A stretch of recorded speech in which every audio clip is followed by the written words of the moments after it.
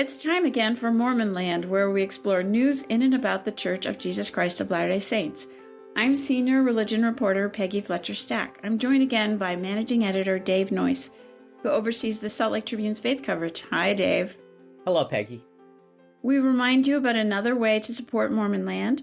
Just go to patreon.com, where with a small donation you can access all the Tribune's faith coverage, ad-free podcast episodes, and the full Mormon Land newsletter. Again, that's Patreon, patreon.com/Mormonland. And if you haven't already, follow us on Instagram at mormon.land. Now for today's show. Recently, the Church of Jesus Christ of Latter-day Saints announced that women could now serve on Sunday school presidencies, a position that has traditionally been filled by men. Allowing women to oversee the teaching of scriptures and church doctrine to members was seen by many as a further step toward gender equity. The news, though, came with a caveat. If a woman were named as president, her two counselors would also have to be women. Same with men. That element caused much consternation at a change that might have brought unalloyed delight. So was this a big stride or simply a little step? What are the implications, if any, for the global faith? Here to discuss these and other questions are Emily Jensen, web editor for Dialogue, a Journal of Mormon Thought, and LaShawn Williams, a clinical social worker in Orem with a private practice and current president of the Mormon Mental Health Association. Emily and LaShawn, welcome. Happy to be here. Hey, thank you for having us. Okay, let's start, both of you. What was your initial reaction to the Sunday school presidency news? I guess start with Emily, but also LaShawn. My first was excitement. I was delighted, honestly. I was like, oh, yes, this is going to be amazing.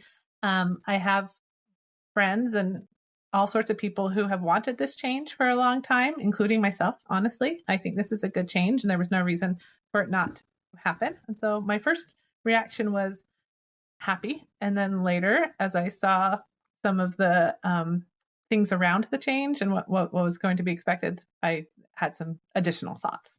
LaShawn?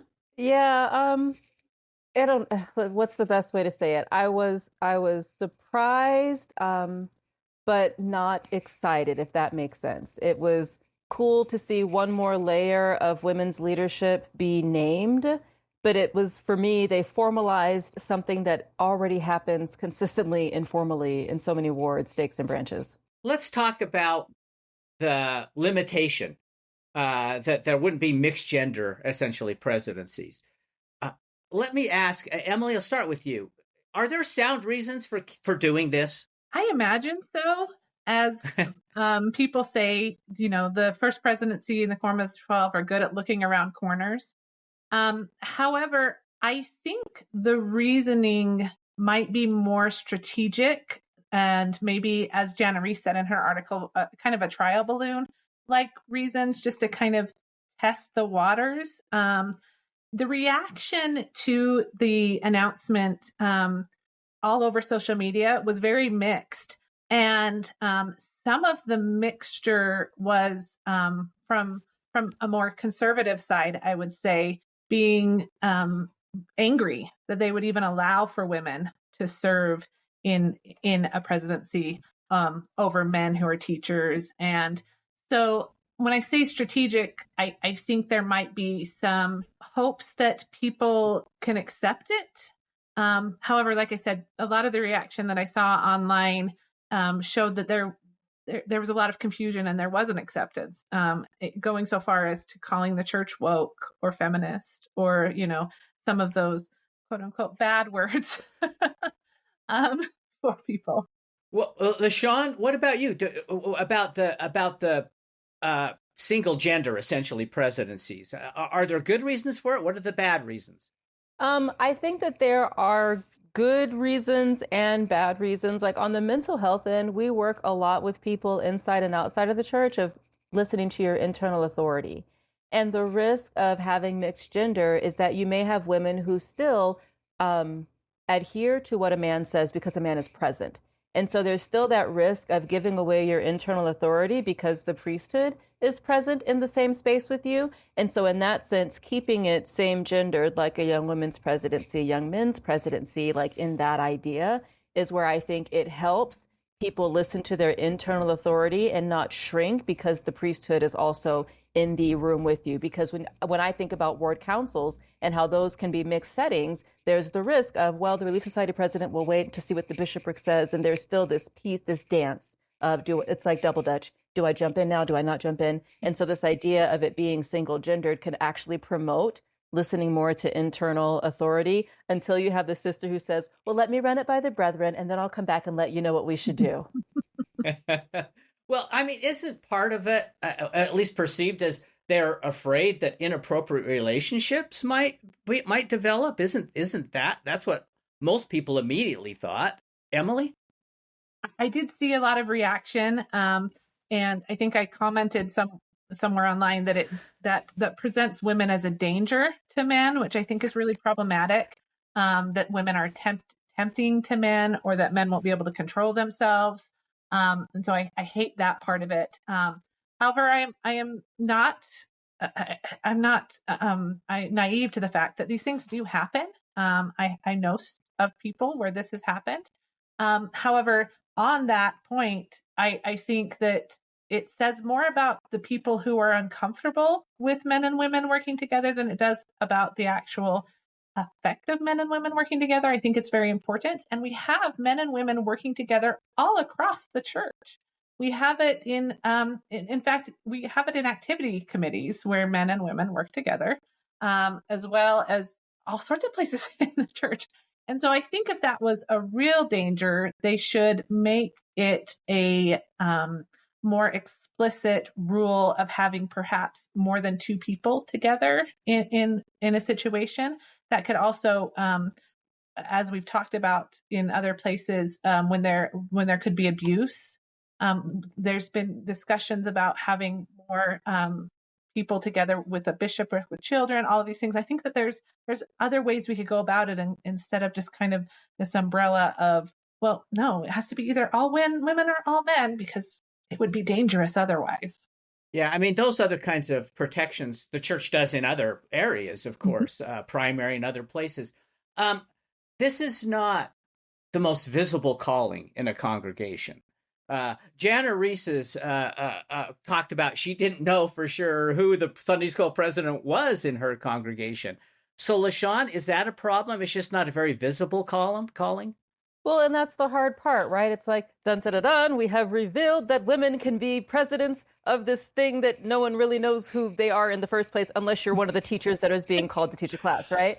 So it's really cool, but then it's like, oh, but wait, is this really something? And that says a lot about our attachment to symbols and the symbolism of leadership. I think women lead in so many areas of the church anyway, that one more responsibility. Now we're in charge of adult primary instead of just regular primary and young women's and activity days. And, like there's so many places where women are already working hard and working wonderfully. If they want leadership to be symbolic of actual power, you put your people where your money is. And you have someone that's the executive secretary, the ward secretary, someone that's over the budget, so that these conversations between young women's camp and young men and scouts camp don't come down to budget every single year in so many of our congregations, where because we don't have all of the voices at the table to talk about dividing things from the storehouse equally, put us in other places where we do have power to affect change. And on that same point, the Sunday school presidency has historically been a place where they have called people who didn't have the Melchizedek priesthood, people like Darius Gray or Helvig Martins. They were called before the change with race in the priesthood happened in 1978. They were allowed to be in Sunday school presidencies, and kind of as a safe place to put them.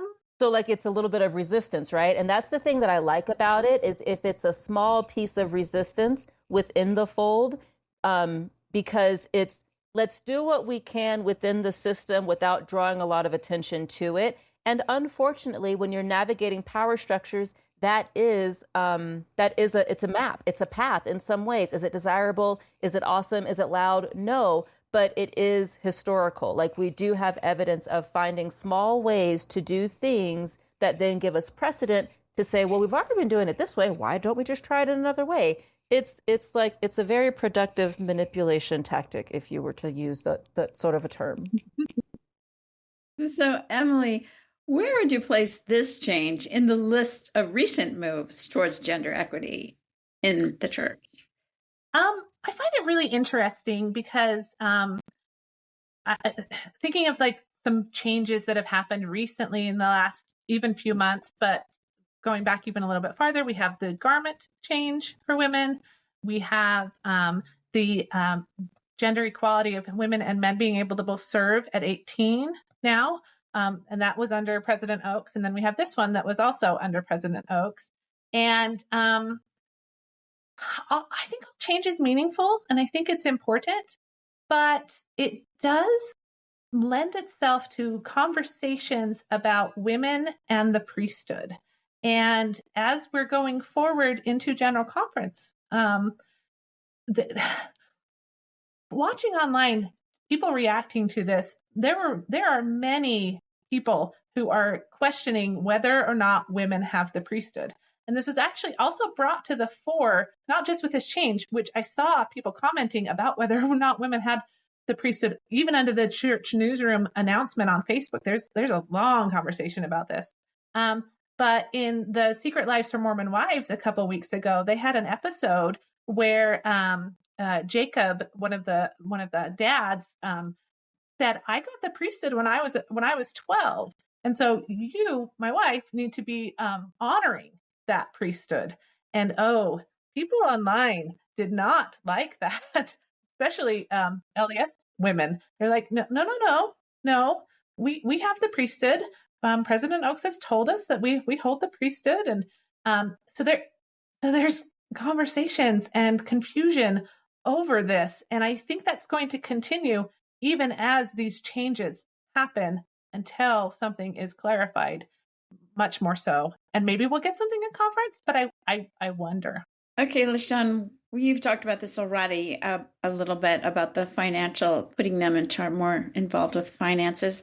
But what do you think the church leaders could have done instead of this? Another sort of simple-ish move, but a better one? The big one is always like, how evident can we be in service that is like hands on the hip superhero pose service versus like pat you on the head, thank you for doing this service, right? And so things people will say like, well, can young women pass the sacrament?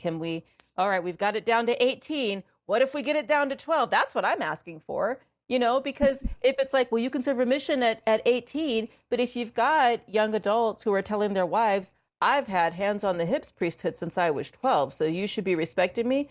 Cool, then let's talk about that 18 to 18 equality and what would 12 to 12 equality start looking like. And I've seen bishops do small things like they'll have the young women hand out the programs before people are walking into the chapel for sacrament meeting. And there's still this way of saying you are part of the ordinance of sacrament by helping us prepare for the meeting where sacrament happens.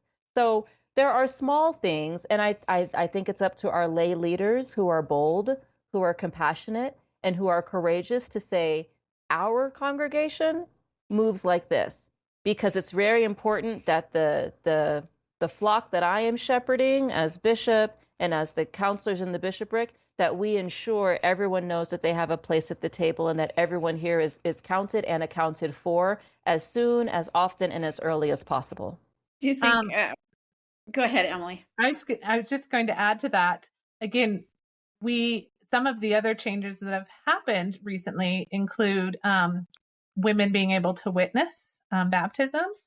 And a lot of that still has to go through the bishop, who still has to sign it. I mean, it's a little bit frustrating to be given a charge to do something in the church and then have somebody looking over your shoulder and making sure that it's correct. And I would say, ways that leaders could do this is to allow for women leaders, like the new Sunday school, female presidencies to sit on the stand, I think that would be great. And that has been shot down by the general leaders saying, no, this isn't appropriate. So I don't know how to square that necessarily. So Yeah. like red seats every Sunday, huh? It's like we're all sitting in the red seats every Sunday. Church leadership is what we see in the red seats because no one else is sitting up there anyway, unless the choir is singing. So why not have your leadership of your ward sitting in the red seats every Sunday?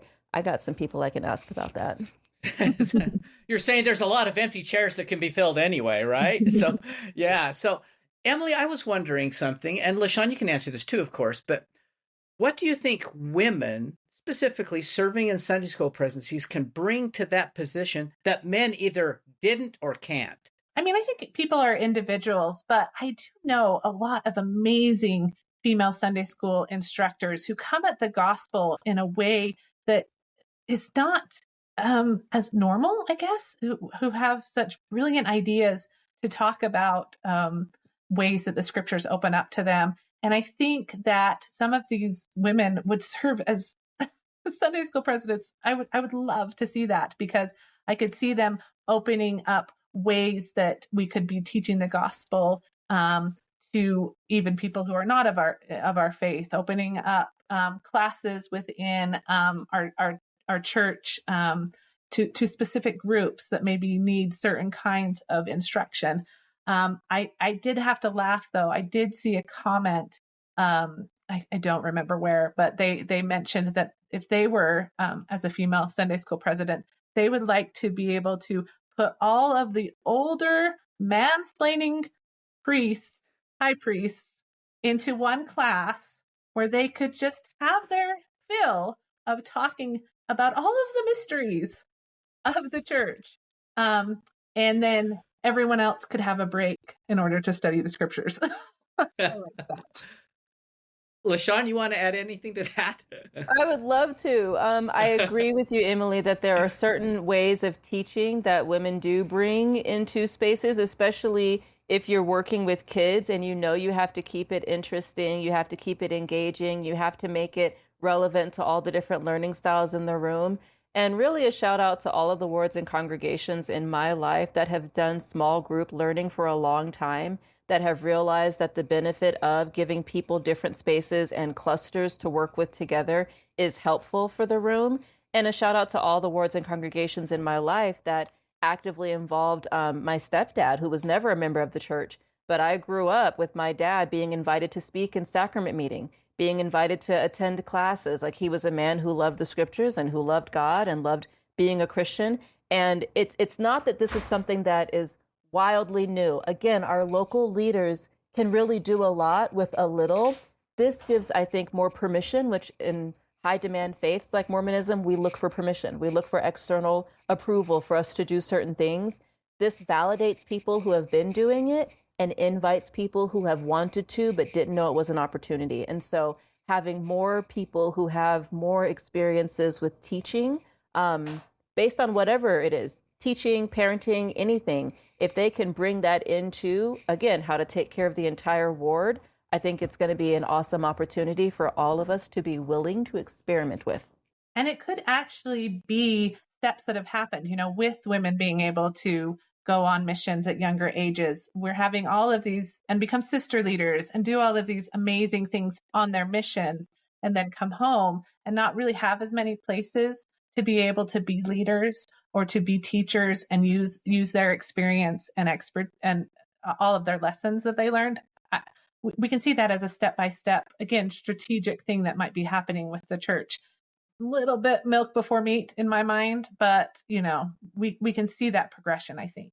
Both of you, again, I sort of a little bit repetitive, but can we speak about some other even Sunday school changes or general changes that could create even more gender equity? I would like to see more women leaders being quoted, scriptural stories about women being highlighted. I think in every year we actually have some amazing opportunities to talk about women in the scriptures. And a lot of times it's just glossed over. And I would hope that we could do a lot more and women could, promote that within their Sunday schools. And I honestly think something that will give a lot more gender equity in the church is allowing people to say no to callings.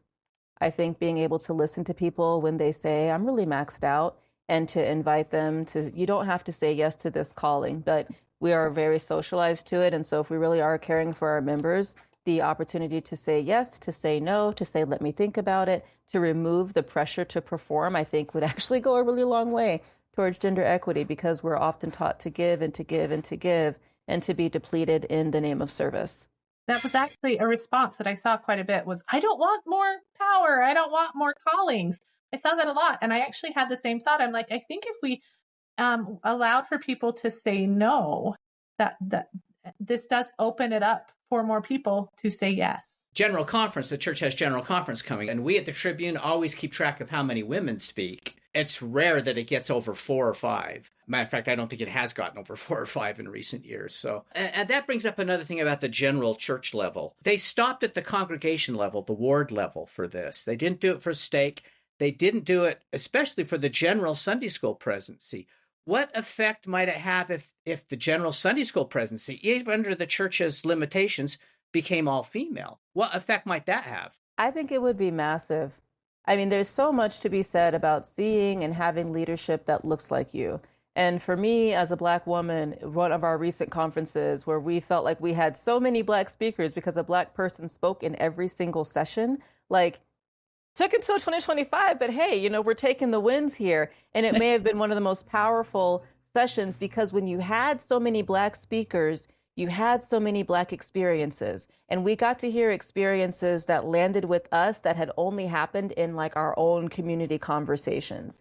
The intersections for me as a Black woman, to see more women, more Black women, more brown women, more white women speaking in higher places and really doing the formalized leadership of the church and not just the informal leaders and not just the supporting actors of the leaders of the church. It would be massive, but it would make sense. It would be restoring the order in so many ways. And there's nothing wrong with priesthood order. Priesthood order is it's for us to learn to do. The order itself is not a problem, but until we learn that we're comfortable with it and that we believe in it to be powerful, like you're seeing, every push is towards us moving continually towards restoration, in my opinion. From my understanding, the Sunday school people who are called on the stake level are on the High Council. And so that changes the High Council if you're allowing a woman to be on the High Council. And so I feel like they need to be a little bit more creative with this. I think they just didn't want to touch that, which I think is frustrating and might be similar on the general level. They may just be like, we really like having this amount of women as general leaders and don't want to have more. I don't know, but I think there needs to be a little bit more creativity.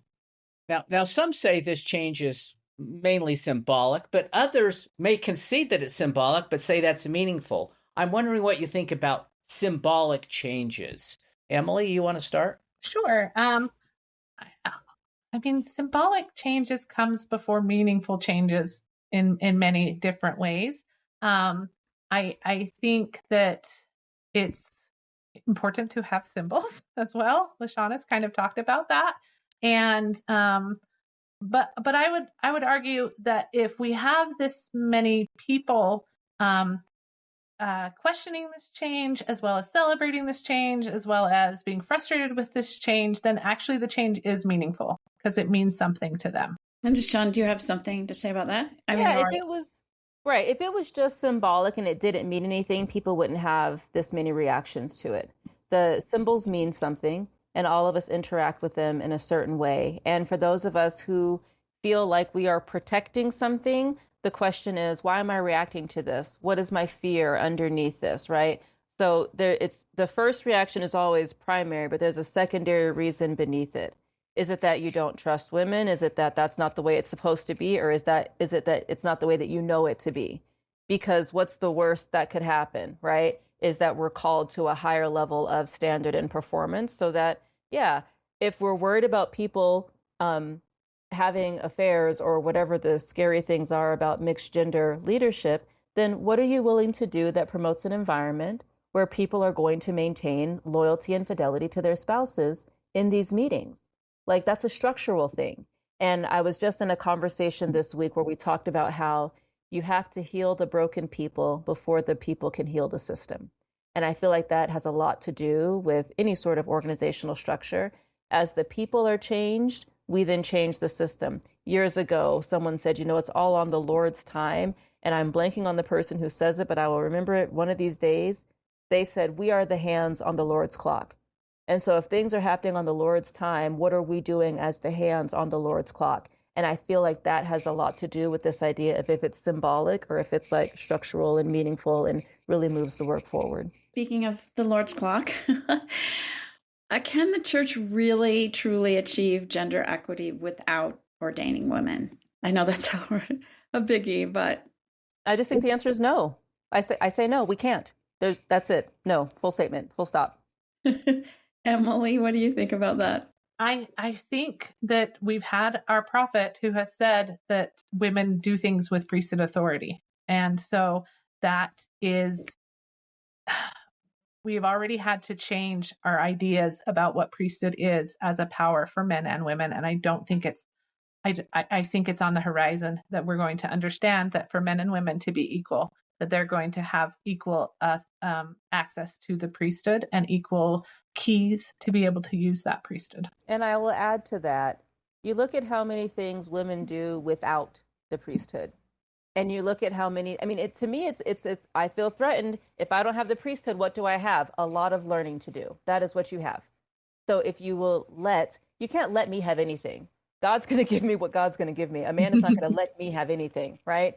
So for me, women do work with and without the priesthood. And we do this thing, well, they have priesthood authority. Okay, either you do or you don't. And what is it about that keeps us from saying, listen, God's priesthood is accessible to all who are ready. I don't like saying worthy, but to all who are ready, who are prepared, who know what it means. Women already do so much without, in air quotes, it. Imagine what else we'd be doing with it. And it's not even about us feeling stressed that, oh no, we're going to have more responsibility. This is about what it means if women have something that gave me identity. If as a man, all I have is the priesthood, and then I feel like I lose, in air quotes, that because women have it too, that's the conversation we need to be having and understanding and guiding people into being. You're not going to lose anything. You will gain so much because you'll know yourself differently, because you'll know your priesthood differently. That's my personal and professional opinion. I love it. This has been a fabulous conversation. Emily Jensen and LaShawn Williams, thanks for joining us today for this important conversation. Happy. It was great. Thanks. Thanks to Dave Noyes and to our always a pleasure. And to our producer, Nicole Weaver. We remind our listeners they can keep up on all the happenings in and about the church by subscribing to the Salt Lake Tribune's free Mormon Land newsletter. Just go to sltrib.com to sign up, and we'll talk again next time on Mormon Land.